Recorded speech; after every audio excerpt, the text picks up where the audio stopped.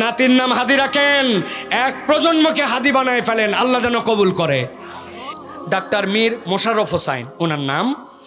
বলছেন এক বাপ তার ছেলেকে নিয়ে আসছে, নিয়ে আসার পরে বলছে রক্ত পরীক্ষা করা লাগবে। তো ওই ছেলে কোনোভাবেই রক্ত দিবে না, 8 বছর বয়স, ভয় পাইছে, রক্ত দিতে অনেকে ভয় পায়।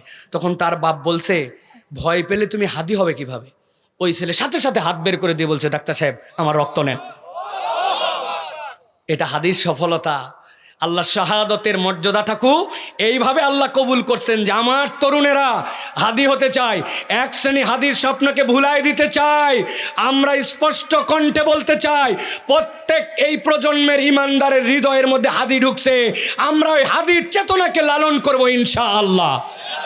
রাজি তো ইনশাআল্লাহ? আপনাদের বাচ্চাদের নাম হাদি রাখা শুরু করেন, নাতির নাম হাদি রাখেন, এক প্রজন্মকে হাদি বানায় ফেলেন, আল্লাহ যেন কবুল করে।